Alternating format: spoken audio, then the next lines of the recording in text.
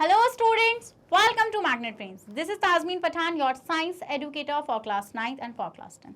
तो भाई जैसे कि मैंने आपको अभी बताया कि मैं आप लोग को पढ़ा रही हूँ बेटा क्लास 9 और क्लास 10 की साइंस, वो भी फुल कंप्लीट डिटेल्ड कोर्स के साथ, जिसमें आपको मिल रहे हैं डेली प्रैक्टिस पेपर्स। स्टूडेंट्स अगर आप लोग CBSE बोर्ड से आते हैं, हम आपको KG से लेकर क्लास 12 तक की free of cost classes provide कराते हैं। और अगर आप लोग स्टेट बोर्ड से आते हैं जैसे कि MP board, UP board, Bihar board, Delhi board and Rajasthan board, तो हम लोग आपको प्रोवाइड कराते हैं 6 से लेके क्लास 12 तक की free of cost classes. Students अगर आपको e books and e notes चाहिए then the link is given in the description box, जाइए और जाकर उसको जल्दी से ग्रैब कर लीजिए। सो भाई विदाउट एनी फर्दर डिले शुरू करते हैं आज का धमाकेदार सेशन, जिसके अंदर हम लोग डिस्कस करने जा रहे हैं बेटा NCERT सॉल्यूशंस। तो NCERT सॉल्यूशंस क्या है बेटा, जो एक्सरसाइज में क्वेश्चंस आपको गिवन है वो आज हम लोग इस सेशन के अंदर कवर करेंगे। तो चलिए भाई शुरू करते हैं। और हमने प्रीवियस सेशन के अंदर क्या डिस्कस कर लिया बेटा, हमने प्रीवियस सेशन के अंदर NCERT के इंटेक्स्ट क्वेश्चन को डिटेल में कवर कर लिया है। So if you have missed that video then don't worry, the link is given in the description box, जाइए और जाकर उसको देख लीजिए। प्रीवियस वीडियो करके आपको एक लिंक मिलेगा, वही लिंक है उस वीडियो का।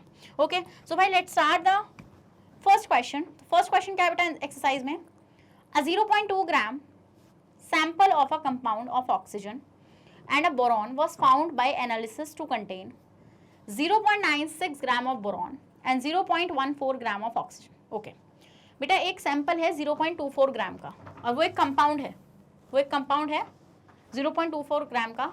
उसमें ये बोल रहे हैं कि ऑक्सीजन और बोरॉन का जो हमें मिला है, मतलब कि जो अमाउंट हमें मिला है उसमें बोरॉन आपका कितना है 0.96 ग्राम है और ऑक्सीजन आपका 0.144 ग्राम है। ठीक है, उस कंपाउंड के अंदर जो कंपाउंड 0.24 ग्राम है। Calculate the percentage composition of the compound by weight. Okay, आपको क्या कैलकुलेट करना है बेटा, आपको परसेंटेज कंपोजिशन फाइंड करनी है कंपाउंड की बाय वेट। तो कंपोजिशन क्या होता है बेटा, ये बात मैंने आपको बताई है। कंपोजिशन होता है जिससे वो कंपाउंड बना हुआ है, मतलब जो उसका कॉन्स्टिट्यूएंट है। तो किससे बना हुआ है बेटा, ये 0.24 ग्राम का जो कंपाउंड है बेटा वो बना हुआ है बोरॉन से और ऑक्सीजन से। तो वो आपसे क्या पूछ रहे हैं, वो आपसे ये चीज पूछ रहे हैं बेटा कि कितना परसेंट बोरॉन होगा उस कंपाउंड के अंदर और कितना परसेंट ऑक्सीजन होगा। तो ये आपको कैलकुलेट करना है। और मैंने आपको बताया है बेटा आपको कि आपको मास परसेंटेज कैसे कैलकुलेट करना होता है, जल्दी से बताइए। चलिए तो आपको करना है बेटा, जिसका आपको कैलकुलेट करना है तो क्या कैलकुलेट करना है, परसेंटेज कंपोजिशन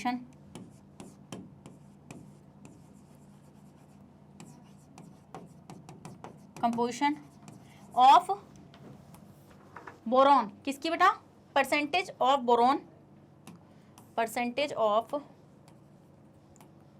बोरॉन, ऑक्सीजन और बोरॉन की परसेंटेज आपको फाइंड करनी है ना इन अ कंपाउंड।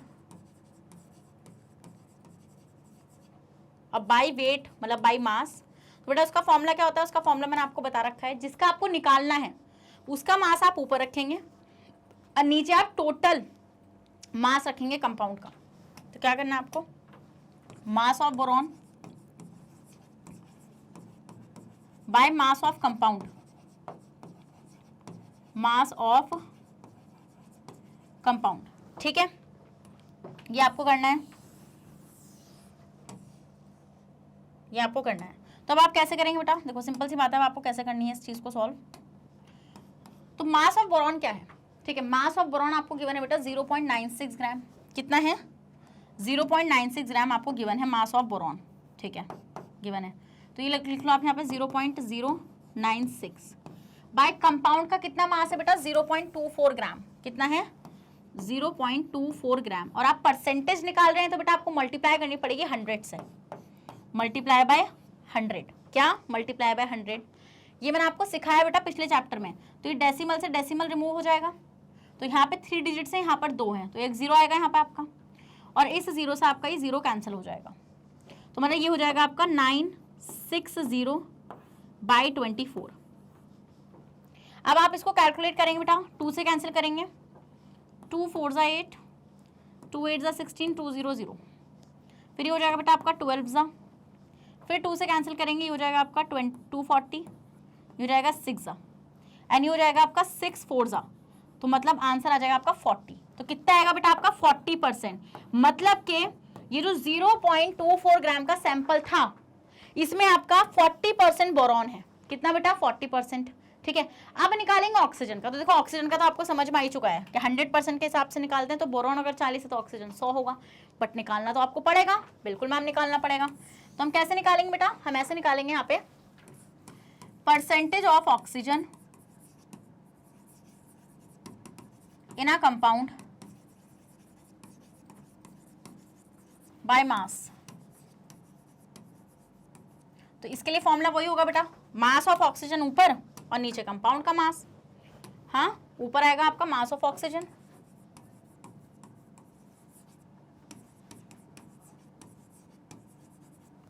और नीचे आएगा आपका mass of compound, mass of compound. ठीक है, समझ पाया। नेक्स्ट आते हैं बेटा आपका मास ऑफ ऑक्सीजन क्या है। मास ऑफ ऑक्सीजन आपको गिवन है बेटा कितना, 0.144 ग्राम। बाय मास ऑफ कंपाउंड कितना गिवन है बेटा आपको, 0.24। तो ये पॉइंट से पॉइंट रिमूव हो जाएगा बेटा, और मल्टीप्लाई में 100 तो आपका चल ही रहा है। ठीक है, मल्टीप्लाई में आपका 100 चल रहा है और नीचे आपका 0 आएगा क्योंकि ऊपर 3 डिजिट थी। ये 0 से ये 0 कैंसिल हो जाएगा। ओके, तो ऊपर हो जाएगा आपका कितना, अब इसको अगर हम 2 से काटेंगे तो 2 5 ज़ा 10, ये हो जाएगा 2 12 ज़ा। फिर और काट सकते हैं हम लोग यहाँ से, अब इसको 2 उससे काट लो। ठीक है, तो कितना हो जाएगा बेटा ये आपका, ये हो जाएगा आपका 2 से काटेंगे 6। ठीक है, वैसे ये 12 ज़ा टाइम कैंसिल हो जाएगा। कितने टाइम, ये 12 से आपका 12 1 ज़ा 12, 12 2 ज़ा 24। ठीक है, तो 5 2 ज़ा 10, 5 1 ज़ा 5, 60%। कितना आएगा बेटा आपका, आपका 60% आ जाएगा oxygen in a sample of, in a given sample of a compound 0.24 ग्राम। ठीक है, तो हम यहाँ से क्या निकालेंगे बेटा रिजल्ट में, हम यहाँ पे रिजल्ट से लिखेंगे या कंक्लूजन लिखेंगे यहाँ पे अपना।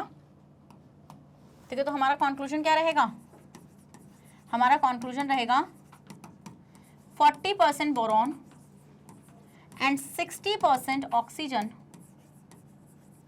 present in a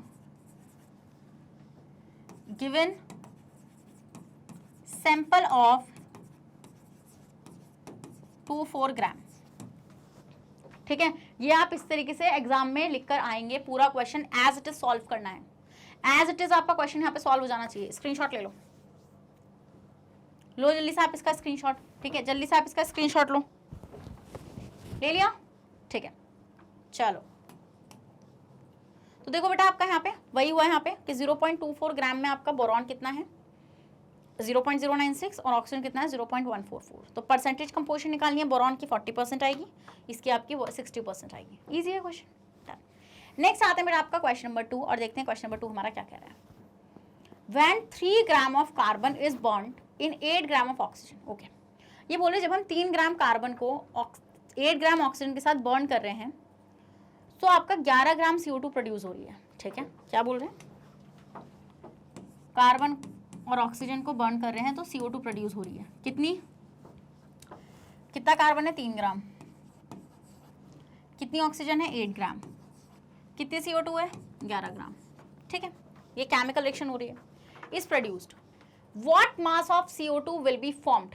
कितना मास CO2 का फॉर्म होगा जब आप 3 ग्राम ऑफ कार्बन को बर्न करेंगे 50 ग्राम ऑफ ऑक्सीजन के साथ। कितना, 50 ग्राम ऑफ ऑक्सीजन के साथ। Which law of chemical combination will govern your answer. और कौन सा लॉ ऑफ केमिकल कॉम्बिनेशन यहाँ पे इस आंसर को सपोर्ट करेगा। मैंने आपको 2 लॉज बताए थे बेटा, चलो अभी बताती हूँ लॉस के बारे में। देखो आप ध्यान से एक चीज देखो, देखो ये होता है कि जब आप 3 ग्राम कार्बन को 8 ग्राम ऑक्सीजन के साथ बर्न करोगे तब आपको 11 ग्राम CO2 मिलेगा। ये तो होती है, ये तो केमिकल रिएक्शन है। अब ये आपसे ये पूछ रहे हैं कि कितनी CO2 प्रोड्यूस होगी, क्या कितनी CO2 प्रोड्यूस होगी बेटा जब आप 3 ग्राम कार्बन को बर्न करोगे 50 ग्राम ऑक्सीजन के साथ। देखो सिंपल सी बात है, अगर आपको CO2 प्रोड्यूस करनी है ना बेटा तो आपके पास भले से आपके पास कितना भी क्या हो, मतलब कि कितना भी आपके पास अमाउंट ऑफ कोई भी कंपोनेंट का हो। ठीक है, ये पॉइंट याद रखना कि 3 ग्राम मतलब कि 3 ग्राम कार्बन ही ऑक्सीजन के साथ बर्न करता है CO2 प्रोड्यूस करने के लिए। तो इसका मतलब हमेशा ऑक्सीजन आपने भले से कितना अमाउंट में ले रखा है, बट अगर आपको CO2 प्रोड्यूस करनी है और आपने कार्बन का अमाउंट 3 ग्राम ले रखा है तो सिर्फ 8 ग्राम कार्बन ही आपका बर्न होगा इसके साथ, तब जाके आपको CO2 मिलेगी। बट हमें आपसे क्या पूछ रहे हैं, हमें इस बार इन्होंने क्या दिया है, कार्बन तो 3 ग्राम है बट इन्होंने ऑक्सीजन का अमाउंट कितना दे दिया बेटा, ऑक्सीजन का अमाउंट हमें दे दिया है कितना, ऑक्सीजन का अमाउंट इन लोगों ने हमें दिया है 50 ग्राम। मैंने क्या बोला, रिएक्शन जो होती है, जो लेबोरेटरी में एक्सपेरिमेंटल रिएक्शन है, वो यही है कि 3 ग्राम कार्बन 8 ग्राम ऑक्सीजन के साथ बर्न करके CO2 प्रोड्यूस करेगा। ठीक है, तो मतलब कि यहां पर आपका कितना ऑक्सीजन यूज होगा उस बर्निंग में, सिर्फ और सिर्फ 8 ग्राम। यस, सिर्फ और सिर्फ 8 ग्राम। मतलब कि आप ये बोल रही हैं, आप ये बोल रहे होंगे कि मैम मतलब आप ये बोल रही हैं कि 50 में से सिर्फ 8 ग्राम यूज होगा और मतलब जितना बचा हुआ है वो अनरिएक्टेड रह जाएगा। करेक्ट, मैं यही बोल रही हूँ। मैं क्या बोल रही हूँ बेटा, only 8 grams oxygen, only 8 grams oxygen can be used in a reaction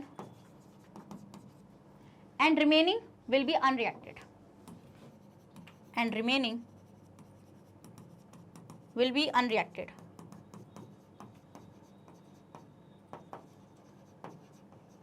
will be unreacted। तो हम यहाँ पे देखेंगे बेटा आपका कि आपका कितना था, 50 ग्राम था, उसमें से 8 ग्राम यूज हो गया, मतलब कितना बच रहा है 42 ग्राम। तो 42 ग्राम आपकी जो ऑक्सीजन है बेटा वो एज इट इज रह जाएगी। क्या, 42 ग्राम आपके एज इट इज रह जाएगी। सिर्फ 8 ग्राम ही आपकी रिएक्शन करेगी 3 ग्राम कार्बन से, एंड देन CO2 प्रोड्यूस होगा। और आपको पता है आप कितना CO2 प्रोड्यूस होगा, 11 ग्राम में CO2 प्रोड्यूस होगा, है ना। स्क्रीनशॉट ले लो, देखो। So the reaction of burning of CO2 ये रही, ठीक है, कि आपका भाई यहाँ पे रिएक्शन हो रही है और ये आपको मिल रहा है। अभी बोल रहे हैं कि अब ये आपको क्या दिखा रहा है, देखो आपको ये चीज दिखा रहा है बेटा यहाँ पे कि आपका 12 ग्राम कार्बन है और 32 ग्राम आपका ऑक्सीजन है। मास के अकॉर्डिंग देखें ना हम यहाँ पे, ठीक है। और कितना मास प्रोड्यूस हो रहा है, 44। मतलब कि अगर मैं यहाँ पे देखूं बेटा तो आपका 12 और 32 कितना हो जाएगा, ये भी 44 हो जाएगा, एंड 44 आपको यहाँ पे रिएक्टेंट मतलब प्रोडक्ट मिल जाएगा। सो इट शोज दैट, ये क्या दिखा रहा है आपको कि भाई 12 ग्राम कार्बन जो है वो 32 ग्राम ऑक्सीजन के साथ बर्न करके 44 ग्राम CO2 बना रहा है। तो 3 ग्राम कार्बन रिएक्ट कर रहा है जब 8 ग्राम ऑक्सीजन के साथ, तो वो 11 ग्राम CO2 बना रहा है। तो इससे हमें ये चीज पता चल रही है बेटा कि आपको अगर CO2 बनानी है, मतलब consequently 11 gram of CO2 will be formed when 3 gram carbon is bond in 50 gram of oxygen. क्योंकि रिएक्शन तो सिर्फ 8 ग्राम से ही होगी, जो अनरिएक्टेड रह जाएगा बेटा वो कितना रह जाएगा आपका 42 ग्राम। 42 ग्राम O2 आपका अनरिएक्टेड रह जाएगा, ठीक है। और यहां पर बेटा ये कौन से लॉ को फॉलो करता है बेटा, लॉ ऑफ कांस्टेंट प्रोपोर्शन। क्या, law of constant proportion. Law of constant proportion ये तो कहता है बेटा कोई फर्क नहीं पड़ता कि आपने कितना अमाउंट ऑफ कोई रिएक्टेंट लिया है, फॉर्मूले के अंदर जितनी जरूरत है यूज उतना ही होगा। मतलब कि अगर मैं वाटर की बात करूं बेटा, फर्क नहीं पड़ता कि आपने कितना ग्राम आपने वो ले रखा है। अगर उसका बाईमास 1:8 है तो मतलब 1 ग्राम हाइड्रोजन और 8 ग्राम ऑक्सीजन लगेगी वाटर बनाने के लिए।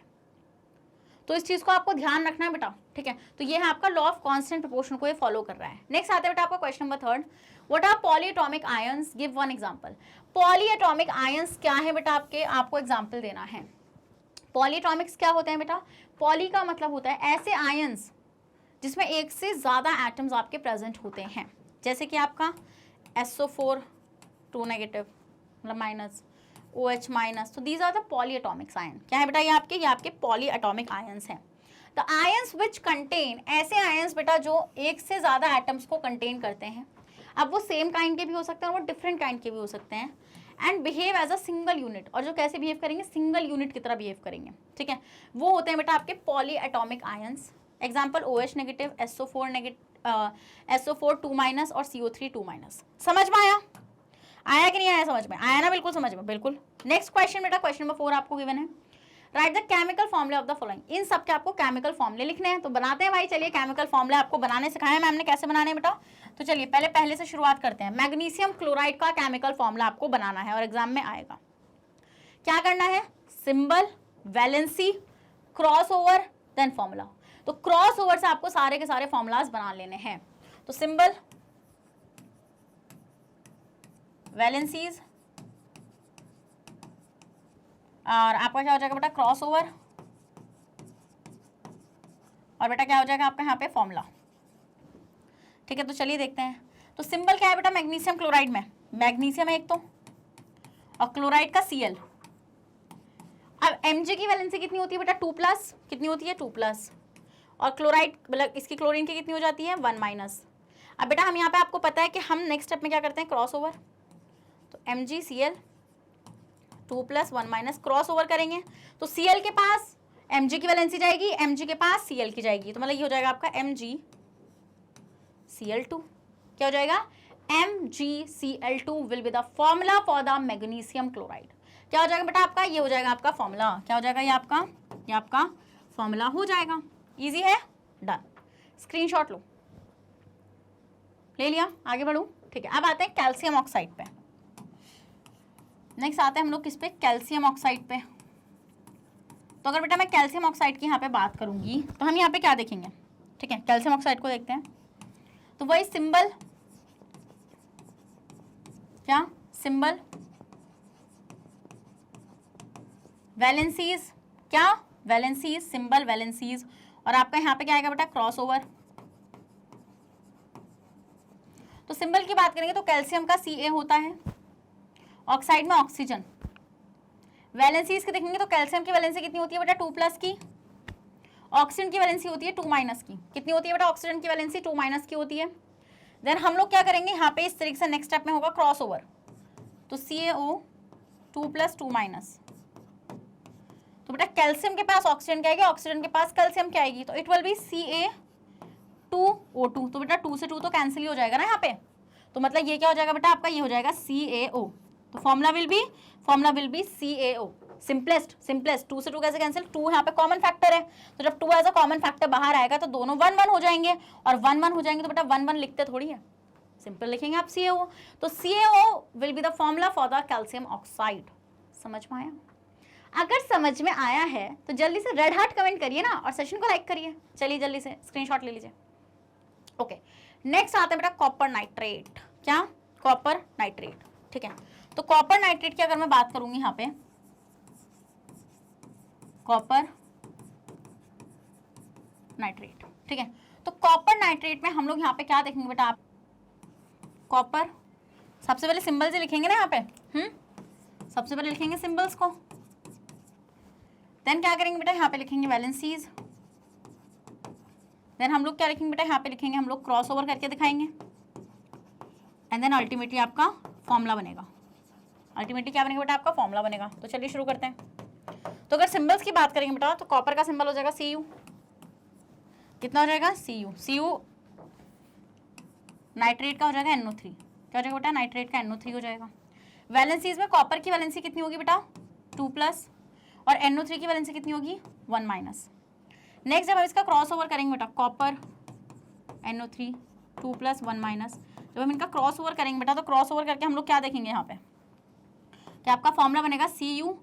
कॉपर के पास नाइट्रेट की आएगी, नाइट्रेट के पास कॉपर की जाएगी। तो कॉपर की मतलब नाइट्रेट की तो 1 है, तो कॉपर के पास 1 आएगी, और चार्जेस हम लोग यूज नहीं करते, आपको पता है। NO3 आपका एक पॉलीटॉमिक है बेटा, तो होल ट्वाइस में आएगी आपकी वैलेंसी। तो मतलब CuNO3 का होल ट्वाइस। क्या, CuNO3 का होल ट्वाइस। Done, okay. अब आते हैं बेटा आपका नेक्स्ट एल्यूमिनियम क्लोराइड। चलिए स्क्रीनशॉट लीजिए आप इसका। एल्यूमिनियम क्लोराइड, तो एल्यूमिनियम क्लोराइड के लिए सबसे पहले वही सिंबल लिखेंगे। क्या बना रहे हैं, एल्यूमिनियम क्लोराइड बना रहे हैं बेटा। तो एल्यूमिनियम क्लोराइड के लिए सबसे पहले सिंबल आएंगे। तो सिंबल की बात करेंगे तो एल्यूमिनियम के लिए Al आएगा, और क्लोराइड में Cl आएगा। फिर बेटा वैलेंसीज की बात करेंगे तो एल्यूमिनियम की वैलेंसी कितनी होती है बेटा, 3+ की, और क्लोराइड में आएगी आपकी 1-। नेक्स्ट अब इनका क्रॉस ओवर करेंगे।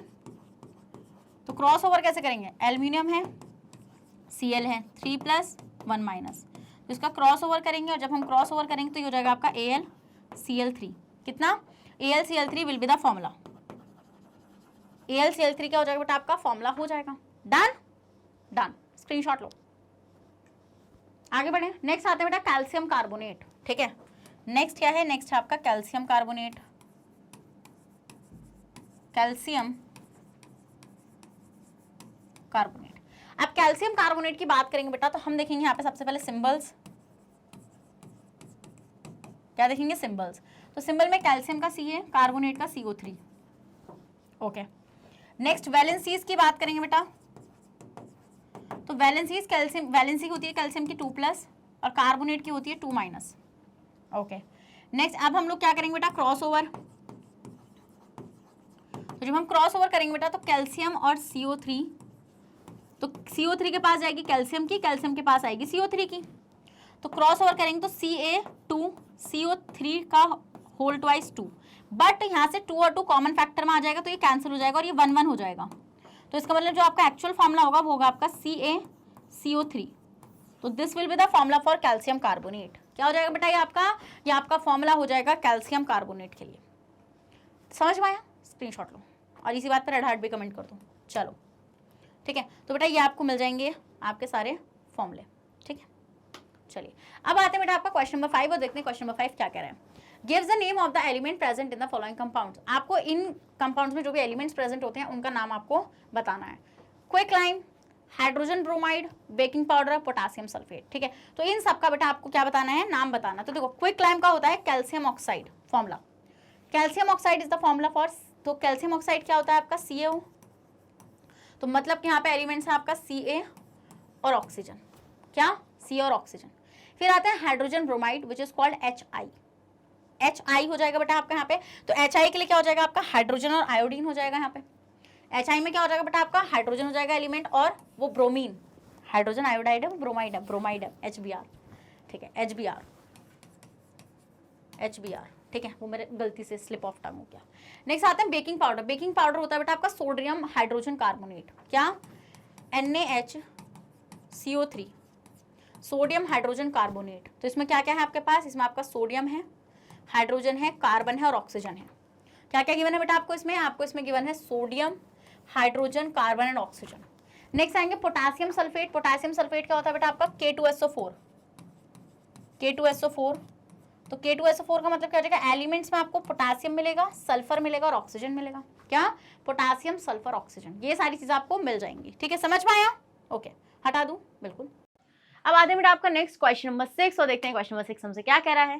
Calculate the molar mass of the following substance. ठीक है, मोलर मास का आपको क्या करना है बेटा, मतलब इन सब्सटेंसेस का मोलर मास कैलकुलेट करना है। करते हैं, सिंपल, जैसे मॉलिक्यूलर मास होता है ऐसे मोलर मास होता है।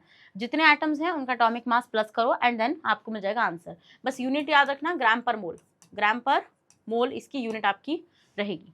ठीक है, ये इसकी यूनिट रहेगी। चलिए सो स्टूडेंट सबसे पहले शुरू करते हैं। पहले हम देख लेते हैं क्या क्या कंपाउंड्स हमें गिवन है, उसके अकॉर्डिंग ना मैं उन सब एटम्स का एटॉमिक नंबर आपको लिख कर दे देती हूँ। ठीक है, कार्बन है, हाइड्रोजन है, सल्फर मॉलिक्यूल में सल्फर है, फॉस्फोरस है, हाइड्रोजन का तो लिख ही देंगे ऊपर, क्लोरीन है और नाइट्रोजन है और ऑक्सीजन है। ठीक है, तो इनके एटॉमिक मासेस लिख रही हूँ बेटा मैं। कार्बन का 12, हाइड्रोजन का 1, सल्फर का 32, फॉस्फोरस का 31, क्लोरीन का 35.5, नाइट्रोजन का 14, ऑक्सीजन का 16। Atomic masses you you you you you आपको बताइए यूनिट है ना। चलिए अब शुरू करते हैं बेटा यहाँ से मोलर मास निकालना। तो सबसे पहले निकालते हैं बेटा मोलर मास ऑफ C2H2। क्या निकालेंगे, C2H2 का मोलर मास हम लोग यहाँ पे निकालेंगे। तो C2H2 क्या है बेटा आपका, यहाँ पे कार्बन और हाइड्रोजन के एटॉमिक मास इसको ऐड कर दो, you will get your molar mass. Yes ma'am, carbon का कितना होता है 12, बट यहाँ पे कार्बन 2 है तो मतलब 12 × 2, फिर प्लस करेंगे, सम करना होता है ना, आपको सम करना है। हाइड्रोजन का होता है 1 और 2 हाइड्रोजन है तो 2, तो मतलब कि 12 × 2 = 24 प्लस 2 इट विल बी 26 ग्राम पर मोल। डन, ठीक है, ऐसे कर लेंगे। तो इसका आ जाएगा 26 ग्राम पर मोल। अब निकालेंगे S8 का। ठीक है, तो S8 का हम निकालेंगे तो सल्फर का कितना होता है बेटा, एटॉमिक मास 32 × 8, क्योंकि 8 सल्फर है तो 8 × 2 = 16, 1 कैरी, 8 × 3 = 24, 24 में 1, 256 ग्राम पर मोल। कितना, 256 ग्राम पर मोल। ठीक है, नेक्स्ट आएंगे बेटा आपका क्या, नेक्स्ट है आपका फॉस्फोरस। तो फॉस्फोरस क्या है बेटा, P4। फॉस्फोरस का मॉलिक्यूल क्या होता है, P4।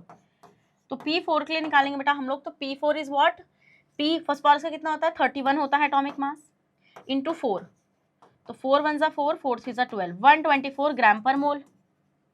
ठीक है, ग्राम पर मोल। नेक्स्ट आएंगे बेटा आपका क्या, HCl, हाइड्रोक्लोरिक एसिड। किस पर आएंगे, हाइड्रोक्लोरिक एसिड पर आएंगे। पहले इतने का स्क्रीनशॉट लेना जरा, ले लिया। चलो नेक्स्ट आएंगे HCl का। तो HCl में आपका हो जाएगा हाइड्रोजन का 1, Cl का कितना हो जाएगा 35.5, क्या हो जाएगा 35.5, तो इट विल भी आपका कितना हो जाएगा बेटा, ये हो जाएगा आपका 0.5, 36.5 आपका ग्राम पर मोल, ठीक है। नेक्स्ट आएंगे आपके किस पे बेटा, HNO3 पर, HNO3, तो हाइड्रोजन का 1 प्लस नाइट्रोजन का कितना बेटा 14, ऑक्सीजन का कितना होता है बेटा 16 होता है इंटू 3, तो 16 इंटू 3, तो it will be 1 plus 14 plus 16 3 ज़ा 48, तो इट विल बी कितना हो जाएगा बेटा आपका ये 8 और 4 12 1 3 63 ग्राम पर मोल। लो स्क्रीनशॉट, जल्दी से स्क्रीनशॉट ले लो, अरे खत्म हो, चलो। सो इसका आएगा 26 ग्राम पर मोल, ठीक है। इसका आएगा 256 ग्राम पर मोल, इसका आएगा 124 ग्राम पर मोल, 36.5 ग्राम पर मोल, 63 ग्राम पर mole. So student this is all about for this session and हम लोगों ने अच्छे से कंप्लीट कर लिए हैं अपने ये क्या एनसीईआरटी के solutions. So student I hope आपको अच्छे सेशन समझ में आया, अगर समझ में आया तो इसी बात पर रेड हार्ट कमेंट करिए और सेशन को लाइक करिए। आपको पता है बेटा magnet waves is the only platform in India जो आपको प्रोवाइड कराता है हाई क्वालिटी कंटेंट एजुकेशन। अगर आप लोग सीबीएसई बोर्ड से आते हैं, हम आपको केजी से लेके क्लास 12 तक की free of cost classes provide कराते हैं। और अगर आप लोग स्टेट बोर्ड से आते हैं जैसे कि MP board, UP board, Bihar board, Delhi board and Rajasthan board, तो हम लोग आपको प्रोवाइड कराते हैं बेटा 6 से लेके क्लास 12 तक की free of cost classes. Students अगर आपको e books and e notes चाहिए तो उसका लिंक मिलेगा नीचे डिस्क्रिप्शन बॉक्स में, जाओ और जल्दी से ग्रैब करो यार। और आप हमें फॉलो कर सकते हो through YouTube, Facebook, Instagram, Twitter and WhatsApp, इन सब के थ्रू आप हमें जल्दी से फॉलो भी कर लीजिए। अब मैं मिलूंगी आपसे नेक्स्ट सेशन में, जब तक अपना ख्याल रखेगा और बनी रहेगा हमारे साथ मैग्नेट वेव्स पर। Thank you so much.